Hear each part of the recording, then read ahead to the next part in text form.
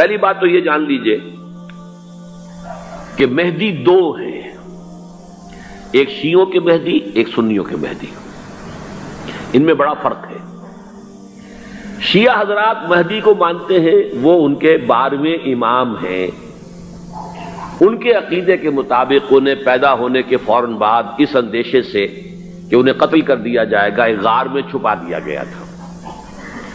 تقریباً 1200 برس سے وہ اس غار کے اندر ہیں، وہ روپوش ہیں، چھپے ہوئے ہیں، اسی لیے انہیں امام غائب کہا جاتا ہے، اور اب ان کا انتظار ہو رہا ہے، اس لیے انہیں امام منتظر بھی کہا جاتا ہے۔ اس لیے شیعوں کے دارالعلوم جو ہوتے ہیں دارالعلوم المنتظر، وہ اس لیے کہ ان کا انتظار کیا جا رہا ہے۔ تو یہ ہے، اب وہ ان کا خیال ہے کہ آخری دور میں، آخری زمانے میں وہ ظاہر ہو جائیں گے، غار سے نکل آئیں گے۔ دیکھیے، میں اس عقیدے کو اس بنا پر رد نہیں کرتا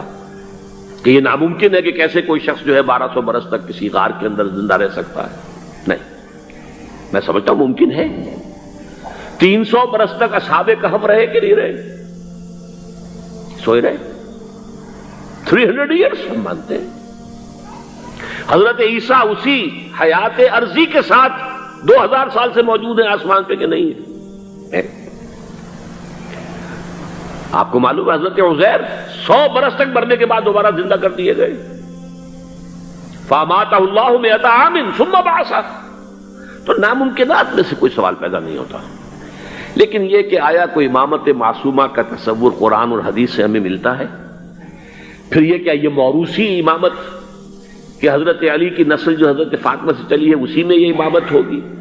اس کے لیے ہمارے پاس کوئی دلیل نہیں ہے، ہم اس کو تسلیم نہیں کرتے۔ ہم تو سمجھتے ہیں کہ معصومیت ختم ہو گئی محمد الرسول اللہ صلی اللہ علیہ وسلم پر، خاتم المعصومین ہے محمد الرسول اللہ۔ اب ان کے بعد تو اجتہاد ہے اور خلافت ہے، عام معاملات میں اجتہاد ہوگا، نظام خلافت کا ہوگا۔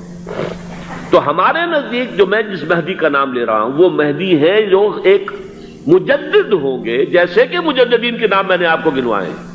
مجدد الفسانی ہو، شاہ ولی اللہ ہو، سید احمد بریلوی ہو، شیخ الہند ہو، ایک ہوں گے انسان جو پیدا ہوں گے انسانوں کی طرح عام طور پر اپنی عمر کو، پختگی کو پہنچیں گے، پھر وہ سامنے آئیں گے منظر پر، پھر وہ کام کریں گے، قیادت کریں گے، عرب میں ان کا ظہور ہوگا۔ دوسری بات یہ نوٹ کر لیجئے حضرت مہدی کے بارے میں،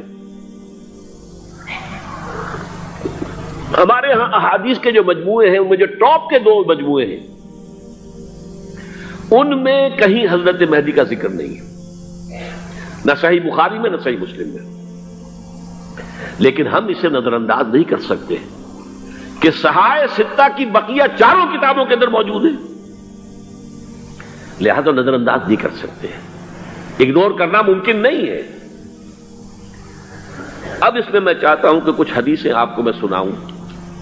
جن میں حضرت مہدی کا تذکرہ کیا گیا ہے۔ پہلی ہے وعن عبداللہ ابن مسعود قال قال رسول اللہ صلی اللہ علیہ وسلم، حضرت عبداللہ ابن مسعود سے روایت ہے، وہ فرماتے ہیں کہ حضور نے ارشاد فرمایا لا تذهب الدنيا حتى يملك العرب رجل من اہل بیتی، یہ دنیا ختم نہیں ہوگی جب تک کہ عرب پر میرے اہل بیت میں سے ایک شخص کی حکومت قائم نہ ہو۔ اور آپ کو معلوم ہے کہ آج تک عرب پر حضور کے اہل بیت کی کوئی حکومت قائم نہیں ہوئی، اور جب قائم ہوئی بھی تھی حضرت علی کو اگر شمار کیا جائے، اس لیے کہ حضور نے وہ جو مشہور واقعہ ہے کہ ایک چادر میں لے لیا تھا حضرت علی کو اور حضرت فاطمہ اور حضرات حسنین کو،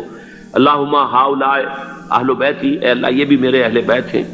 تو حضرت علی کی بھی حکومت منعقد نہیں ہوئی، پورے عالم اسلام پر ان کی حکومت نہیں تھی، اس لیے کہ شام اور مصر دونوں صوبے جو ہیں انہوں نے ان کی اطاعت قبول نہیں کی تھی۔ اس حوالے سے یہ معاملہ ابھی ہونا ہے۔ لا تذهب الدنيا حتى يملك العرب رجل من اہل بیتی یواطئ اسمہ اسمی، اس کا نام وہی ہوگا جو میرا نام ہے، یعنی محمد صلی اللہ علیہ وسلم، اور ان کا نام بھی، مہدی کا نام بھی محمد ہو، مہدی تو ان کا لقب ہے۔ یہ ترمذی میں بھی ہے، ابو داؤد میں بھی ہے،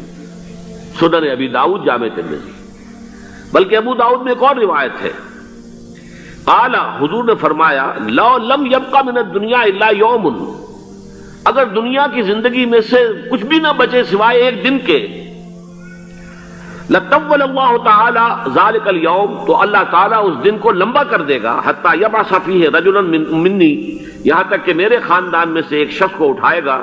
من اہل بیتی، میرے اہل بیت میں سے، یواطئ اسمہ اسمی و اسم ابی ہے اسم ابی، جس کا نام میرے نام پر ہوگا، جس کے والد کا نام میرے والد کے نام پر ہوگا، محمد ابن عبداللہ ان کا نام ہوگا،